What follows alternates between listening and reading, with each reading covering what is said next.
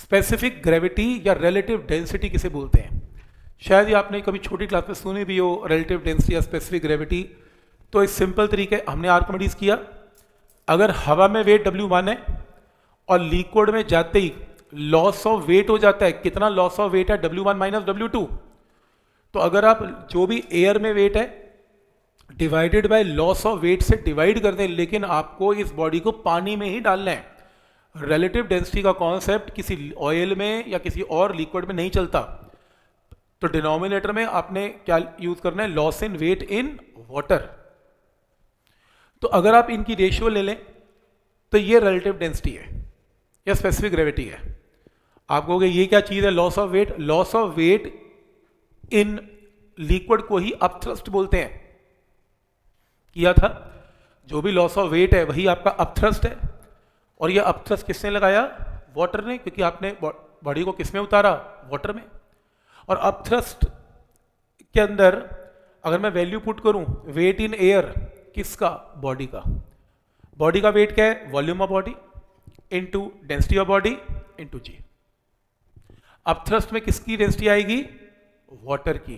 मैंने बताया था अपथ्रस्ट में हमेशा, अपथ्रस्ट का मतलब क्या होता है? Weight of water displaced. तो वेट में volume of water, density of water into g. तो ये स्टेप क्लियर है यहां तक?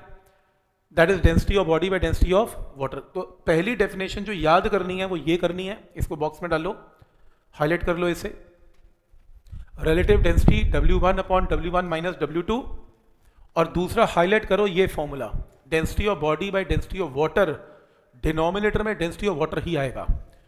तो relative density is density of body by density of water. तो पहला W1 upon W1 minus W2 और दूसरा density of body by density of water.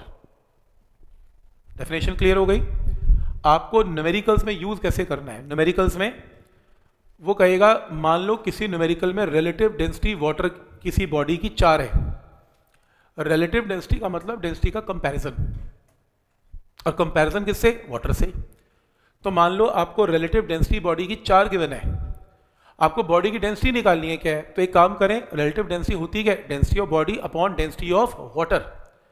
अगर आप पानी की डेंसिटी SI में पुट करते हो 1000, क्रॉस मल्टीप्लाई करके डेंसिटी ऑफ बॉडी आ जाएगी 4000। अगर आप डेंसिटी ऑफ वाटर CGS में पुट करते हो 1, तो डेंसिटी ऑफ बॉडी कितनी हो जाएगी? 4 ग्राम पर सेंटीमीटर क्यूब। तो याद रहेगा ये। तो रिलेटिव डेंसिटी से बॉडी की डेंसिटी निकालने के लिए डेंसिटी ऑफ वाटर से क्या कर देना है? मल्टीप्लाई, बॉडी की डेंसिटी आ जाएगी। कोई डाउट इसमें? तो रिलेटिव डेंसिटी का ये फॉर्मूला क्लियर है सबको?